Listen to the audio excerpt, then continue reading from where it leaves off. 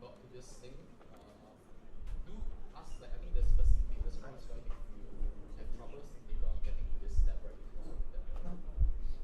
Alright, so yeah, once you go to this lab itself, later on, if you are not in the page for this quiz, right?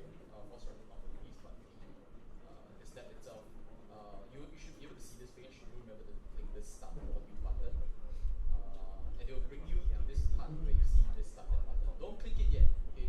The moment you click start lab, right, is your countdown of this 1.5 hours. So every second is precious. I think if you don't complete it in time, you actually don't get the completion status for this that long, right? Pro tip later on, I'll show you as well. The sidebar actually doesn't really help too much, so you can just close that later on. Okay, one important thing to mention about Cloud Skills Boost, aka Quick Labs, is that okay, this is how I usually like to use it. I'll split my screen since I only have one screen now. I'll split my screen into sort of like a 40%, 60% ratio, especially now I need to share with you all. And one of it will show like the lab details. The other one is actually an incognito window, this right side, right, for your cloud console. Okay, important whether you're using Chrome's the best, or you're using Firefox or Safari or anything else. Just make sure you use the incognito variant of that for the lab when you open it. Two reasons. It's not really a function thing. Of course, you can log in for, like later on when you start the entire lab, right, they give you a student account. You can log into a regular browser, but the problem is that at the end of this 1.5 hours, they will actually force log out that account they give you. So all your Google accounts will all be logged out at the same time. Very, very troublesome. Don't go through that. The second, more important reason is we don't want you to accidentally charge your own account. I mean, as you're doing this lab, you select the wrong project, you select your own account, then you end up being billed to your credit card instead. So we don't want you to do that. Just make sure the incognito window, when you start the lab later on, you open the new window to log into that student account, use the incognito browser, okay, not your main browser.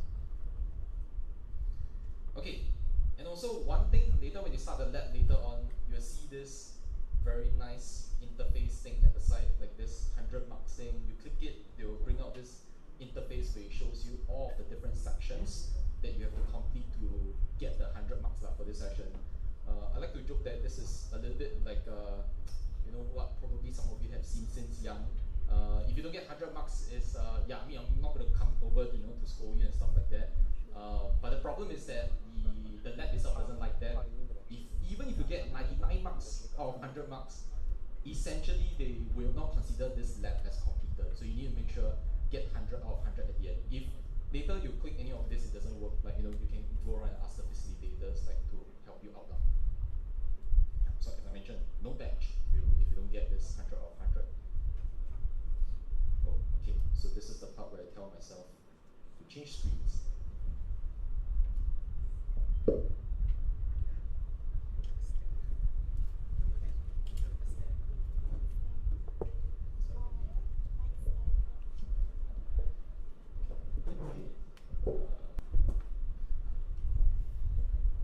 Make my screen a little bit bigger.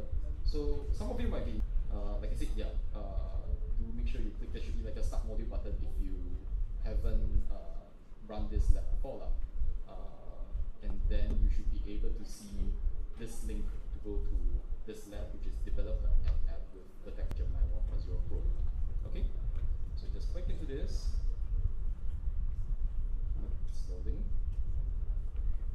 Okay, like I said, you'll see the screen with the start lab. Okay, while it's loading, like I said, yeah, you can close this sidebar at the side, like it's taking up space, a bit wasteful. We want to have more screen space. And okay, so what's going to happen is I'm going to sort of split my screen to make it easy for you guys to see both of my screens as I'm doing this lab. So you all know what's going on. Okay, and at this point we can start the lab. Hold on, click the start button.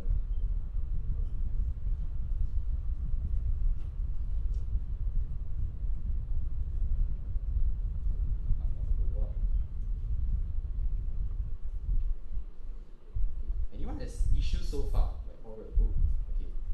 Okay, please don't copy my password over here. This is for me. So yeah, pro tip, right click the open Google Cloud Console button, right? Copy the link and just put it inside your incognito browser, alright? Don't, like I said, recommendation here is don't use your regular browser. Okay, so try and sign in.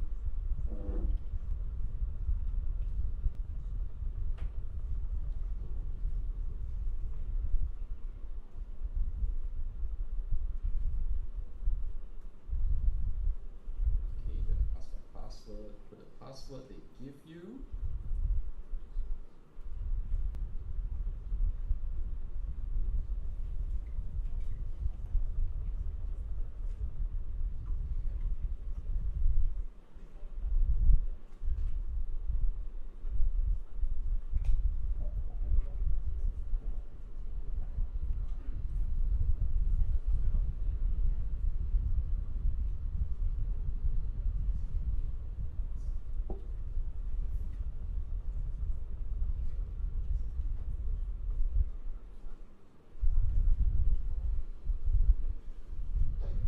Waiting for this login.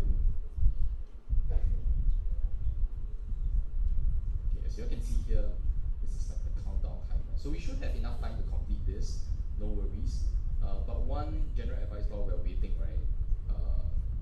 This lab itself will go through a few elements of developing, like using the Gemini models in developing your a scalable web application, which is going to be using Cloud Run later on. And you're going to be trying out using the Gemini Pro 1.0 and 1.0 Vision model later on. So the issue is that, of course, with that component of developing for and pushing towards Cloud Run, right, as part of this lab, right, just make sure that towards the end you budget around, like even if you're exploring the lab later on your own, maybe you're not following through the steps, right, just make sure you reserve around 10 minutes, right, 15 minutes, let's not say 10 minutes, 15 minutes for this timer at the end, right, to at least deploy Cloud Run so you complete this lab in time. Okay, pro tip here. Okay, now that you are in the lab itself, they usually will tell you give terms and service, stuff like that. It's a bit slow, so let's wait for it to load. Legally, I cannot ask you to check that button and agree, so legally I'm supposed to ask you to read through it. But by left, we will click it and agree. Okay, so yeah, just make sure, read it if you want, terms of service, agree and continue. I'm a bad boy. Okay, now let's read the instructions. So that usually the lab itself will give you a few instructions in terms of what you have to do. So as we scroll down the lab itself, there's a total of, as you see over here, 14 tasks. It's actually a lot, but most of it is actually done within the shell environment. Later on, when you're running the lab in the local host within the Google Cloud Console, right? Most of your tasks should be completed within there.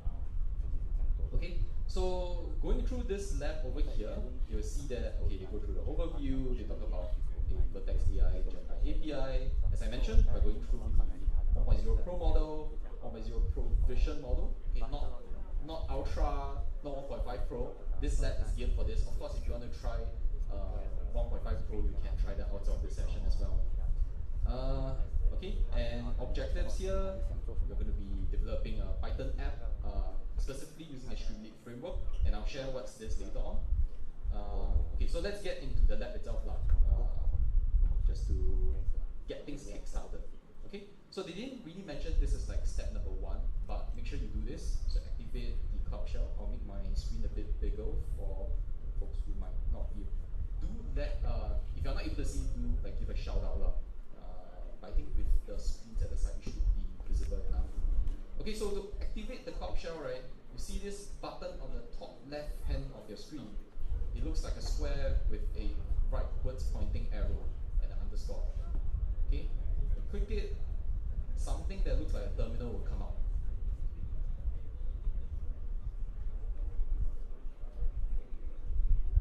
Okay, it takes a while to load. Okay, while it's loading, you can actually scroll down some more and read the instructions. You'll see that later on you can actually run some of these commands inside the shell. Okay, so So we're waiting for the shell to load. Free to use. So yeah, this is just a terminal. The Cloud Shell itself is just a terminal linking to a virtual machine in Google Cloud, but you're not paying for this virtual machine now. It's essentially just a very small size virtual machine, allowing you to access your resources in Google Cloud. Okay, so whether you're doing this Cloud Skills boost or using Google Cloud by yourself, you should be able to access this. Alright, just click continue. Okay, and you should be able to, the screen will turn black, or at least this latter half of the screen once it's done. Okay, you can see over here they are trying to create a virtual machine. Okay, meanwhile we can scroll down the steps a little bit more. You'll see for some of you folks who have done Google Cloud certifications before, you might be familiar with some of this G-Cloud commands now. You know, this is all, you can choose not to run it if you want. It's just asking you to list out certain details and like that's within the context of the shell. Okay, so we'll try and run this later on once this loads.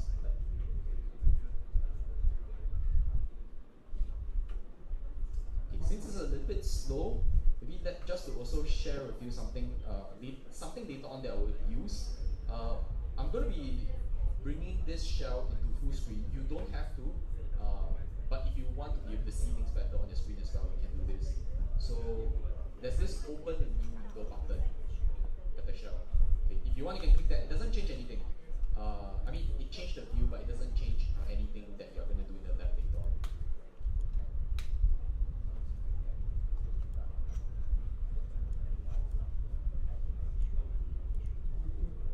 So it's connected to the same shell. They're still creating the virtual machine now, so you have to wait for a bit.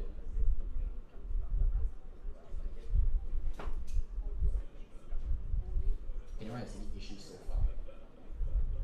Do raise your hands, and I think the very nice facilitators will come over and help you. Oh, one step is done.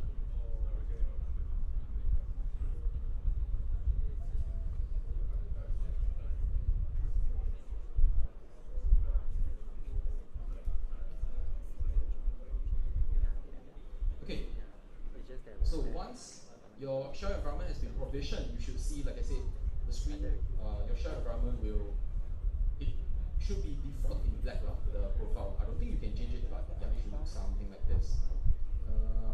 Okay.